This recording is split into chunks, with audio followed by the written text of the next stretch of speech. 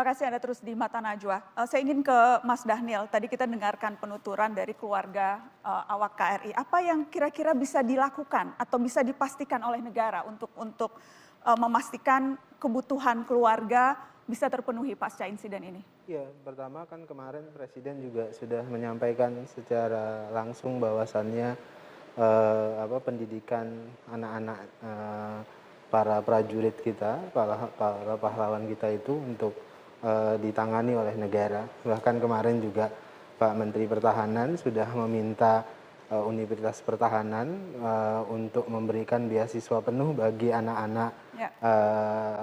kru Nanggala 402 yang ingin berkuliah gratis di situ, full beasiswa, yang SMA di sekolah SMA Taruna Nusantara di Magelang, kemudian yang SD dan SMP juga diberikan beasiswa secara penuh. Jadi negara dalam hal ini Kementerian Pertahanan bertanggung jawab penuh untuk membiayai pendidikan anak-anak kru Nanggala 402. Ya, dan itu bagaimana Mas Farhan melihatnya? Karena sesungguhnya kan ini peristiwa yang memang tragis, menyayat hati. Tadi permintaan keluarga untuk jenazah bisa diangkat dan itu sedang diusahakan. Tapi kira-kira apa lagi yang bisa dilakukan untuk memastikan bisa sedikit terobati? Terima kasih. Saya kira memang sekarang ini momennya semua harus terfokus kepada empati dan simpati kita kepada keluarga korban, ya. Nah, jadi selain memang memberikan perhatian yang sangat besar kepada para awak dari Nanggala 402 ini adalah juga memberikan gelar penghargaan setinggi-tingginya, sudah pasti itu ya, karena sudah pasti naik satu pangkat. Kemudian juga yang perlu diperhatikan adalah bagaimana memastikan bahwa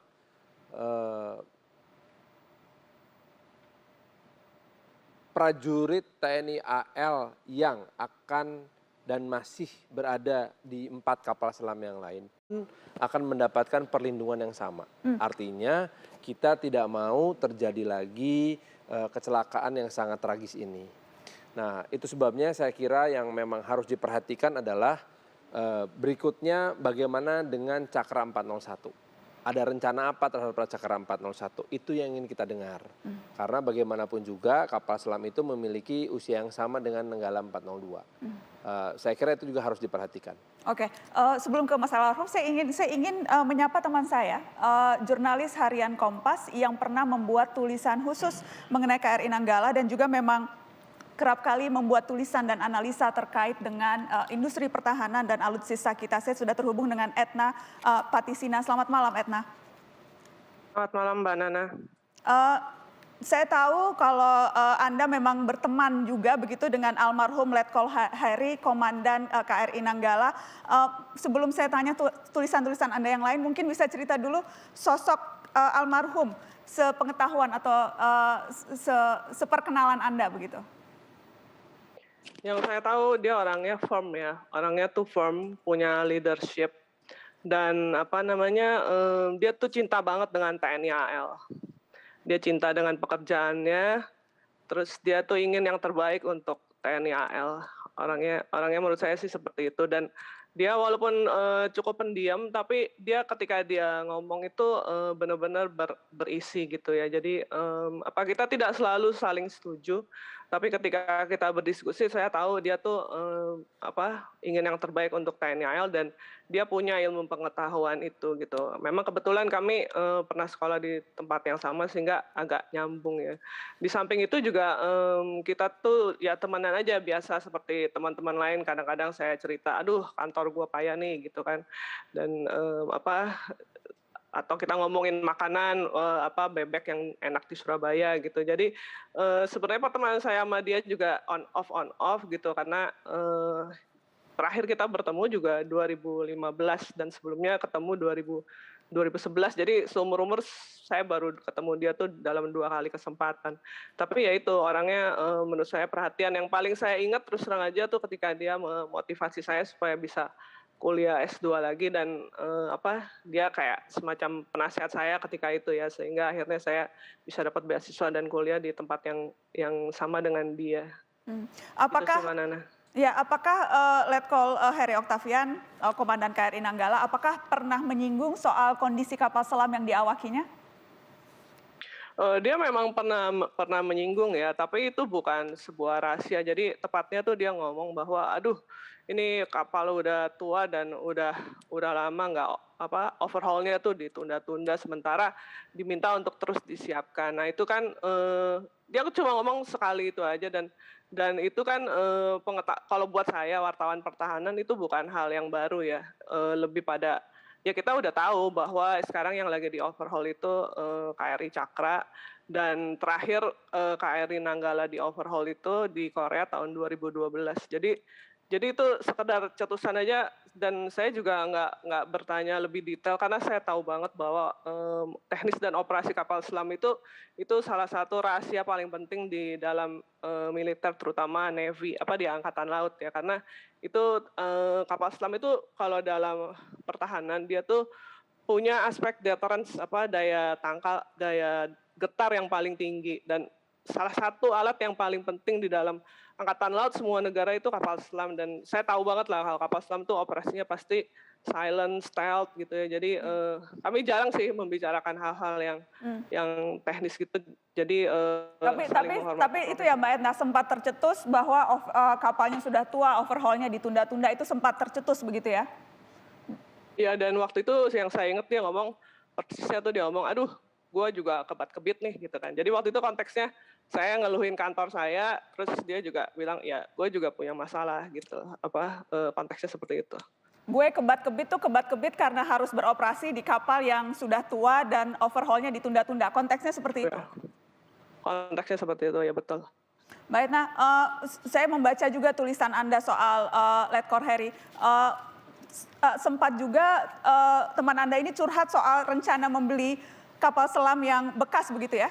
Jadi itu juga sesuatu yang dikhawatirkan, rencana membeli kapal selam yang bekas juga begitu?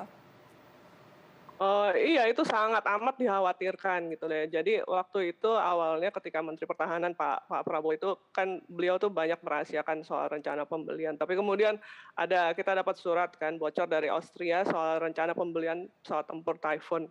Nah pada saat yang sama itu sebenarnya juga kita udah dapat informasi tentang rencana pembelian beberapa kapal selam dan ada yang bekas. Saya sebagai wartawan pernah juga mengkonfirmasi hal ini kepada Wakil Menteri Pertahanan. Pak, kenapa sih kita harus beli yang bekas? Nah, kalau Mas Heri itu dia sebagai user, tentunya dia tuh pengen yang baru, pengen yang bagus. Saya pikir secara umum TNI AL seperti itu karena udah berapa kali kita trauma dengan kapal-kapal perang yang bekas. Misalnya kayak Parchim class yang dibeli di Jerman Timur tahun udah lama itu ya itu kapal itu tuh diperuntukkan oleh pabrikannya untuk beroperasi di daerah yang airnya itu salinitasnya rendah gitu loh. Itu nggak cocok dengan kondisi geografis kita. Kita nggak bisa mengubah salinitas kan. Jadi kekhawatiran itu tuh selalu muncul bukan cuma dari Mas Heri tapi dari teman-teman angkatan laut yang lain. Jadi dan angkatan udara dan angkatan darat juga. Jadi kita tuh berharap gitu loh. Ini tuh awak-awaknya tuh profesional, terdidik, idealis, mau berkorban ya kan.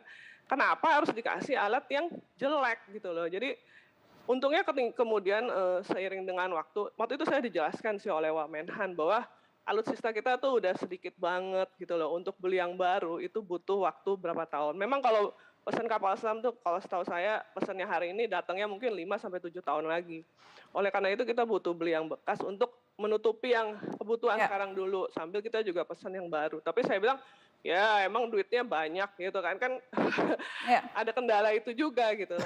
Ya, Mbak Etna menarik di tulisan Anda mengatakan bahwa Letkol Heri sempat meminta agar media beritakan yang sebenarnya karena perwira yang bercerita atau melaporkan soal buruknya kondisi malah justru dipersulit atasan dapat hukuman. Seperti apa konteksnya tiba-tiba mengatakan perwira yang jujur malah dapat hukuman dari atasan?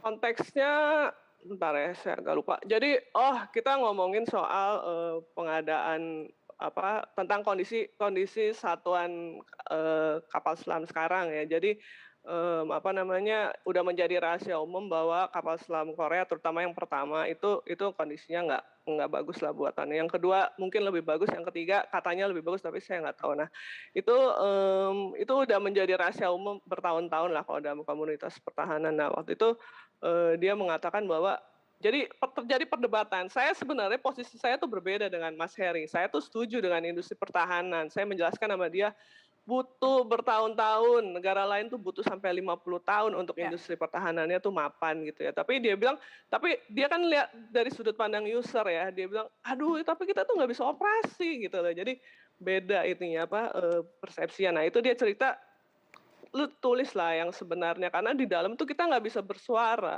Begitu kita bersuara, ada misalnya atasan dia yang punya kepentingan untuk ini persepsi dia ya, punya kepentingan untuk mensukseskan kapal selam Korea dan PT PAL ini. Nah kemudian orang yang temennya dia yang sesama perwira yang bersuara itu malah diajukan untuk dihukum gitu loh kalau menurut Mas Heri ya. Nah itu tuh yang saya mengerti sih itu bukan hal yang luar biasa, itu sering banget terjadi di TNI. Baik, baik. Terima kasih Etna sudah bercerita di Mata Najwa malam ini.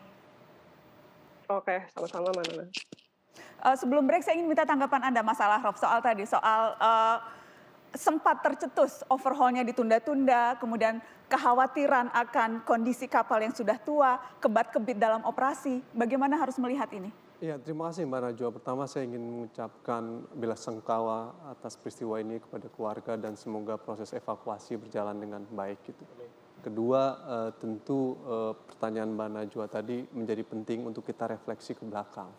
Sebenarnya pada tahun 2007 Kementerian Pertahanan di dalam buku kebijakan postur pertahanan negara yang diterbitkan Kementerian tahun 2007 itu sudah teridentifikasi Mbak Najwa KRI yang jenis tertentu layak pakai, yang jenis tertentu tidak layak pakai gitu ya.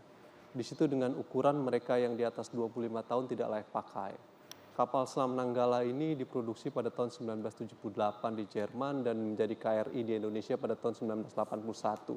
Jadi ketika buku postur pertahanan dibuat pada tahun 2007, usia kapal selam ini 26 tahun. Jadi masuk kondisi yang layak tidak pakai untuk secara operasional. Jadi tahun 2007 pun sudah tidak layak pakai. Lalu kemudian keinginan untuk proses overhaul retrofit dilakukanlah pada tahun 2012 di Korea Selatan.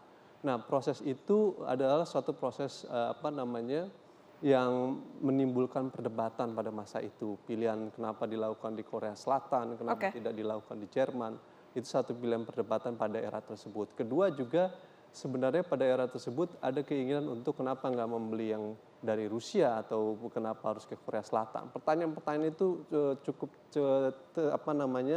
keras terjadi pada tahun 2012. Nah, yang menarik tadi disampaikan oleh Mbak Etna adalah bahwa memang kesiapan kita harus menghitung prajurit TNI itu sebagai aset bangsa.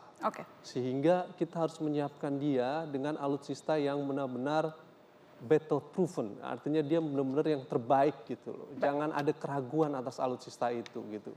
Dan oleh karena itu kita harus menyiapkan yang terbaik. Nah, persoalannya adalah kita break dulu Mas Alahraf. Nanti kita lanjutkan, kita membahas karena memang ada banyak persoalan yang tampaknya harus diurai malam ini. Termasuk saya nanti akan minta langsung tanggapan dari Pak Muhammad Ali soal tadi overhaul yang ditunda-tunda dan kondisi kapal yang tidak layak. Betulkah itu? Kita akan dengar jawabannya setelah pariwara, tetap di sini.